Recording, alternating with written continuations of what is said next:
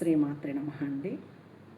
మీరు శారీరకంగా, మానసికంగా, ఆర్థికంగా, ఆరోగ్యంగా బలహీనంగా ఉన్నారా?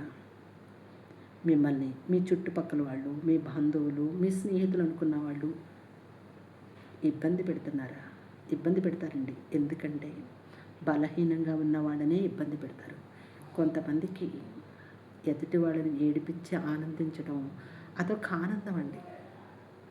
అలాంటి వాళ్ళు ఏడిపిస్తూ ఉంటే మనం ఏడుస్తూ కూర్చున్నాం అనుకోండి, ఇంకా ఏడిపిస్తారు.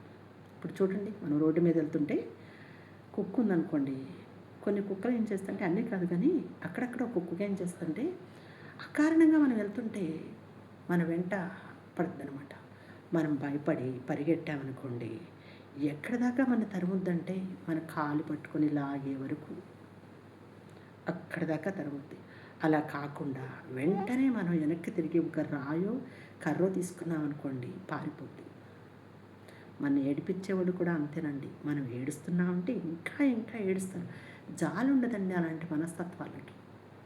వాడికి ఎదురు నిలబడి ఎదురు సమాధానం చెప్పాలి. చూడండి, ఇలా మనం అతి మంచిగా ఉన్నామనుకోండి, మనకే కాదు మన కుటుంబ సభ్యులకి, మన పిల్లలకు కూడా చాలా ప్రాబ్లం అండి మన వల్ల. అందుకోసం మనం ఎవరి జోలికి వెళ్ళకూడదు. కానీ మన పదే పదే మన జోలికి వస్తే మాత్రం ఎదురు తిరిగి సమాధానం చెప్పాలి. ఆ విధంగా సమాధానం చెప్పి మిమ్మల్ని మీరు రక్షించుకోవటమే కాకుండా మీ మీద ఆధారపడిన పిల్లల్ని కూడా అవమానం పాలు చేయకుండా వాళ్ళకు కూడా చక్కగా నిలబడేలాగా చేయండి. శ్రీమాత్రే నమః అండి.